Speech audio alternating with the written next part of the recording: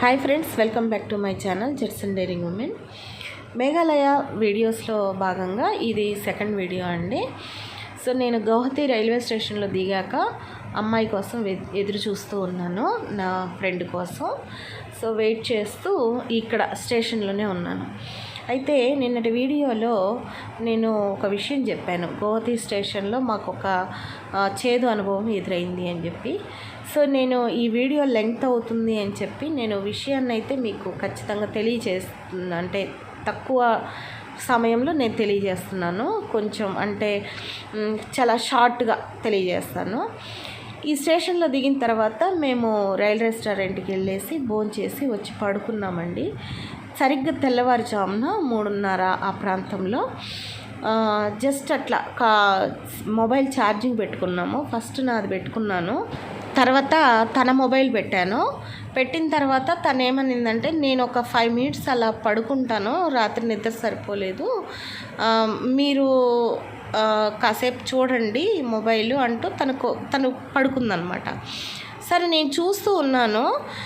నాకు కూడా ఎందుకంటే నిద్ర వస్తున్నట్టు అనిపించింది, కానీ నిద్రపోకూడదు, మొబైల్ చూడాలి, మళ్ళీ ఎవరైనా కొట్టేస్తారు అన్న ఉద్దేశంతో ఇంకా అలా చూస్తూ పడుకున్నాను అనమాట. అలా మొబైల్లో చూస్తూనే ఉన్నాను. చూస్తూ ఉన్నట్టుండే జస్ట్ అట్ట కళ్ళు మూసి మళ్ళీ వెంటనే గుర్తొచ్చి అమ్మో మొబైల్ అని ఇట్ట కళ్ళు తెచ్చేసరికి మొబైల్ లేదు. అంటే ఒక కనురెప్ప పాటలో మొబైల్ అనేది కొట్టేశారు. ఇది మొత్తం జరిగింది 3:30-4 మధ్యలో, అంటే ఒక అరగంటలో.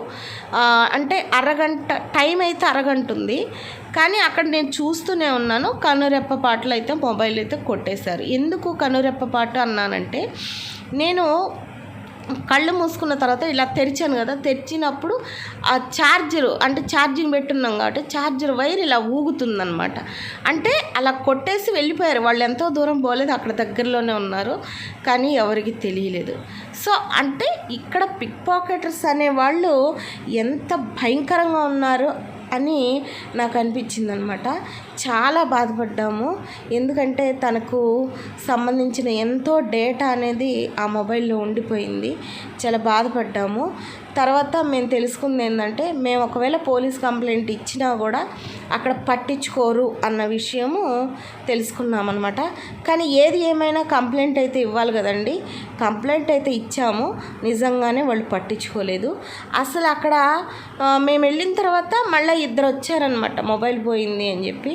అంటే రోజుకు ఎన్నో కొన్ని కంప్లైంట్స్ అయితే మొబైల్ గురించి కానీ ఏదో ఒకటి పిక్ పాకెటర్స్ గురించి ఏదో ఒకటి కంప్లైంట్ వస్తూనే ఉంది. అవి వస్తూనే ఉన్నాయి, అవి తీసుకుంటూనే ఉన్నారు, కానీ అవి పట్టించుకోవాలి, అసలు ఇక్కడ ఇలాంటివి జరగకూడదు అన్న ఆలోచన అయితే పోలీస్ వాళ్ళు చేయట్లేదు. ఇంకోటి ఏంటి అంటే, ఈ అస్సాంలో ఈ గౌహతిలోనే అందరూ వస్తూ ఉంటారు, చాలామంది టూరిస్టులు వస్తుంటారు. ఇటు దక్షిణాది నుంచి అటు ఉత్తరాది నుంచి ఎంతోమంది ఇక్కడికి వస్తున్నారు. ఇది మంచి పాయింట్ అనమాట. ఈ గౌహతి రైల్వే స్టేషన్ అనేది ఒక మంచి పాయింట్. సో అక్కడ ఇలాంటివి జరగకుండా చూడటం అనేది మరి పోలీస్ వాళ్ళ బాధ్యత. కానీ ఆ బాధ్యత అయితే వాళ్ళకి అస్సలు ఉన్నట్టే లేదు. అందుకే అంత ఘోరంగా పిక్ పాకెట్స్ ప్రవర్తిస్తున్నారు. అంతెందుకండి, చెన్నైలో అయితే ఇసుకేస్తే రాళ్ళనంత ప్రయాణికులు అనమాట. ఎటు చూసినా ఉరుకులు పరుగులు, అసలు ఎక్కడ కూడా కనీసం కూర్చుందామన్నా కూడా ప్లేస్ ఉండదన్నమాట. అంత భయంకరంగా ఉంటుంది అక్కడ సిచ్యువేషన్. కానీ అలాంటి పరిస్థితుల్లో కూడా నేను మాత్రం వినలేదండి, ఇక్కడ పిక్ పాకెటర్స్ ఉంటారు, మీరు మీ మొబైల్స్ని జాగ్రత్తగా పెట్టుకోండి, మామూలుగా చెప్తా ఉంటారు, కానీ మరి అంత ఇదిగా అయితే జరగదన్నమాట. మేబీ మరి మనం మర్చిపోయి మరి అటు ఇటు ధ్యాస ఉండి అట్లా వదిలేస్తే తప్ప మరి అంత కనురెప్ప పాటలో కొట్టేసే అంత ఘోరంగా అయితే నేను చెన్నైలో చూడలేదండి. కానీ ఈ గౌహతి రైల్వే స్టేషన్లోనే చూశాను. మొదటిసారిగా నేను మేఘాలయ వెళ్ళిన తర్వాత ఫస్ట్ నేను లైఫ్లో భయపడ్డాను.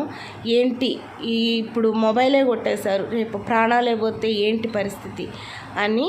అంటే ఏదో ఒకటి దేనికో దానికోసం అట్లా చేస్తారేమో అని. సో ఇదండి మరొక మంచి వీడియోతో మళ్ళీ మీ ముందుకు వస్తాను. మేఘాలయ వీడియోస్ కంటిన్యూ అవుతుంటాయి, చూడండి. మీకు కనుక వీడియో నచ్చినట్లయితే ఒక లైక్ చేయండి. అలాగే ఇన్ఫర్మేటివ్ అనిపిస్తే ఈ వీడియోను షేర్ చేయండి. అలాగే మీ విలువైన అభిప్రాయాన్ని నా కామెంట్ సెక్షన్లో తెలియజేయండి. మరొక మంచి వీడియోతో మళ్ళీ కలుద్దాం. అంతవరకు సెలవు.